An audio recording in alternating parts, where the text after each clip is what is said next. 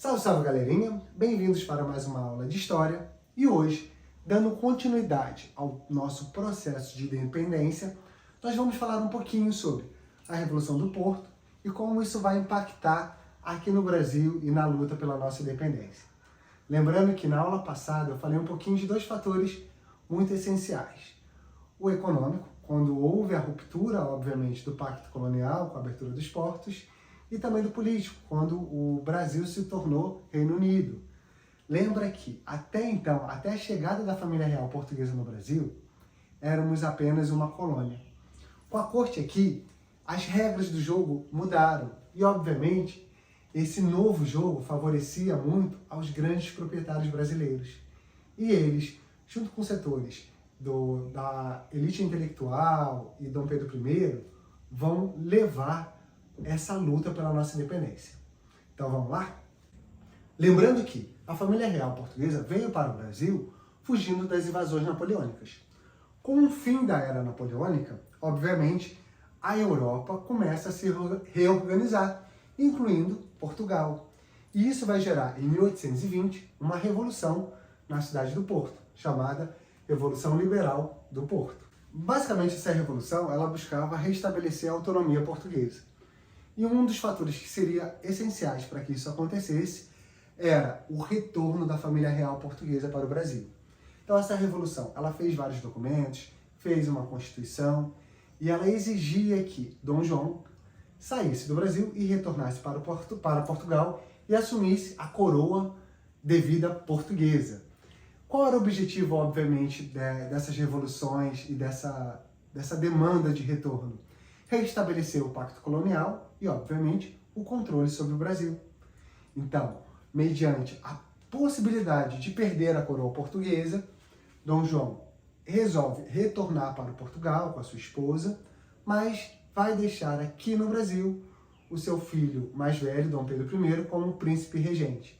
E vai ser esse príncipe que, motivado junto com a elite agrária e outros setores do exército, que vai fazer esse processo que culminou na nossa independência no dia 7 de setembro.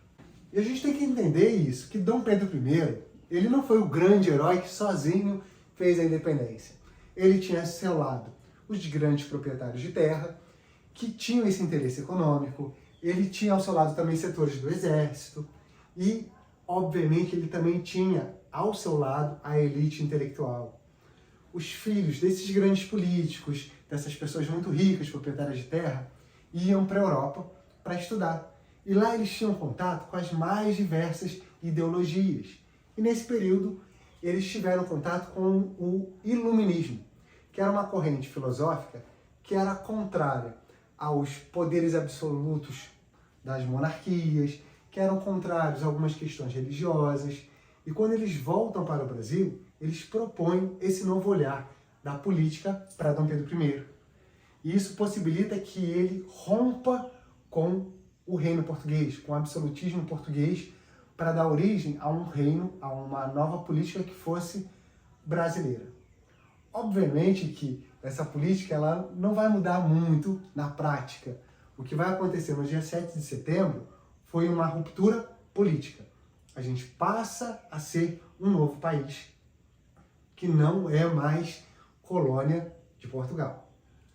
Então, galerinha, a gente tem que entender o 7 de setembro como um momento de ruptura política com Portugal.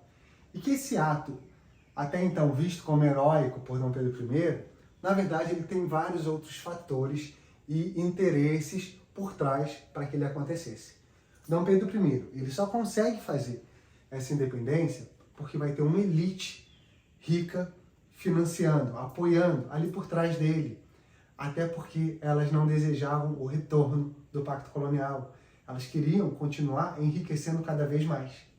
Então a nossa independência ela foi um golpe contra o governo português em busca de atender os interesses de um pequeno grupo, de uma pequena elite. Entenda, mesmo a gente se tornando um país novo, independente, o que vai ser muito diferente de todos os outros países da América Latina, que vão optar pelo sistema republicano, o Brasil vai ser o único que vai continuar monarquista, escravista. Então a gente vai mudar de nome, a gente vai mudar de imperador, mas na prática pouca coisa muda. Então nas próximas aulas eu vou falar um pouquinho melhor sobre esse primeiro reinado, como Dom Pedro vai governando aí o Brasil, até chegar ao retorno dele também para Portugal. Espero que vocês tenham gostado, curtam, compartilhem e não se esqueçam de se inscrever no canal e até a próxima aula.